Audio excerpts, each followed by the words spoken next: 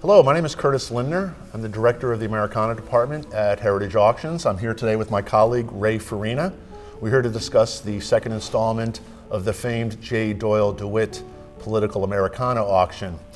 J. Doyle Dewitt was chairman of the board and CEO of Travelers Insurance in Hartford, Connecticut for many years, and an avid collector of political memorabilia. There's actually quite an interesting story about Dewitt that has gone down through the years, that in the late 1920s, he had an interest in political collecting, and he went to an antique store and asked the proprietor if he had any political campaign items, and the proprietor brought down a box of ferrotypes, which most people are familiar with, the little brass badges with the insert of the candidate. And that got Mr. Dewitt hooked on political collecting, and he collected over the next 40 years. Unfortunately, he died in 1971, but he amassed an amazing collection, and we're here to discuss 4 or 5 of those items right now. Ray and I are very excited about the second installment, which is on October 15th, 2022. We have 2 days of great items. The signature sale is on October 15th, which is a Saturday, and the internet-only sale, which also has wonderful historical pieces, is on Sunday, October 16th. So Ray, I know that you're somewhat fairly new to the company. How was it diving in and being able to work with the Dewitt collection? You know, it was just the best experience. I'm so happy to be here. Every day is like Christmas for me. Yes. You walk into the office, you never know what you're going to see or handle, and you know, well beyond my expectations. Great. For just a great first year now. Yeah. And we're certainly really happy that Ray has joined our team. I think we'll start off with Mr. Lincoln. We have several wonderful Lincoln pieces in the auction, and I think we're going to start off with a fantastic Lincoln and Hamlin Juget above and below images of the candidates. Ray, would you say this is one of the top Lincoln ribbons in the hobby? It really is, and very much appeals to me for the interesting wood cuts, and I think we described it has a very rustic presentation, which it is, and you know, coming from a draftsman's background, I really appreciate the fonts. I mean, there are several different types of font styles on the ribbon, and I think, you know, we've offered this a few times, but this has got to be in the best condition of any that we've offered. I would agree, and what's nice about this, besides having the images, has the fantastic protection and American industry slogans, and again, one of the premier lots in the upcoming Dewitt sale. Secondly, we're going to move over to John Adams and to James Madison. This is called a tea caddy, likely dating from the late 18th century to the early 19th century. Features images of John Adams as well as the father of the Constitution, James Madison. And it's called a tea caddy, but we also find on the sides, full of love for thee and thine, and on the other side, kindly take this gift of mine.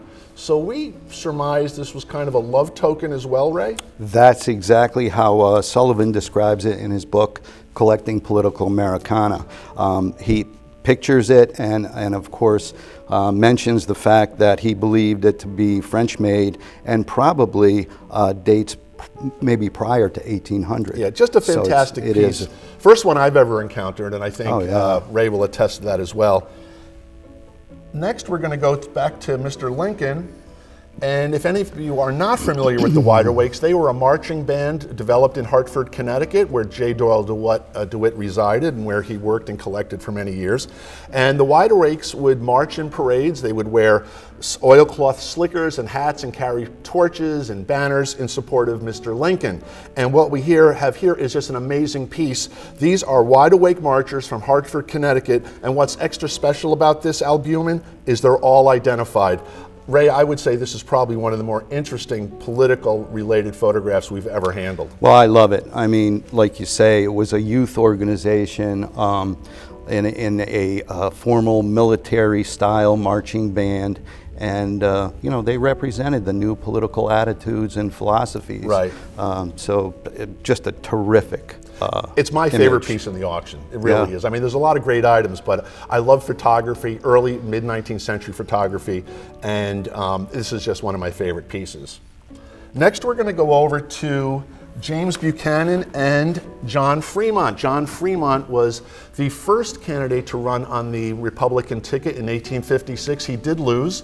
Abraham Lincoln, the second candidate to run on the Republican ticket, and of course he did win in 1860 and re-elected in 1864. We've offered this fantastic broadside in the past. It's an anti-Fremont, pro-Buchanan broadside, and it doesn't necessarily mention any particular rallies that are going to be held anywhere, but it just has anti-Fremont rhetoric all throughout, very graphic. And Ray and I were discussing that if you are a broadside collector or a mid-19th century paper collector, this would be a must. Oh my God, I love it. It's complete satire. It's a spoof on the idea of a broadside itself, because there is no rally, along with no potpourri, no slavery, and no rum. Yeah, no rum. So, and when's the last time? Free love, really? Yeah. I mean, sounds you like didn't the hear 1960s. that exactly. Yeah. You didn't hear that till Woodstock, right? So, but another fantastic piece.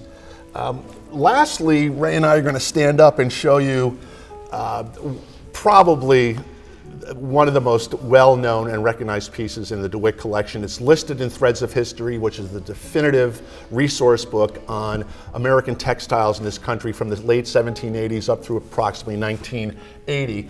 And it's hanging back here. This is one of the premier pieces in the DeWitt collection, this wonderful banner from Belfast, Maine. It is pictured in Threads of History. The Threads of History is the definitive resource for political textiles from the late 18th century up through the 20th century. This beautiful red, white, and blue banner is a wide-awake banner in support of Abraham Lincoln in 1860, one of the highlights of the DeWitt collection. And it really just says it all. Victory is ours. Belfast, which is up on the coast of Maine, northeast of Portland, and Wide Awake Club. What's even more special about this piece, Ray, if you could just grab the end over there and turn it around. Has Lincoln 1860 on the back. Again, one of the premier pieces in the DeWitt collection. Ray, anything you want to say about this banner besides spectacular? well, I love it. It's one of the most evocative Lincoln items you'll ever see. It is one of the top items in the DeWitt collection. And I love the shield shape. Yeah. The colors remain true on this, and it's really, because of the size, is easy to display.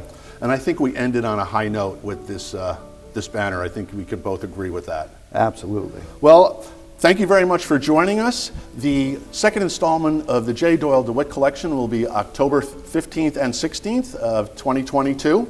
If you have any questions or comments, please contact myself, Curtis L. at ha.com, or Ray at rayf@ha.com. Thank you very much for joining us. Thank you.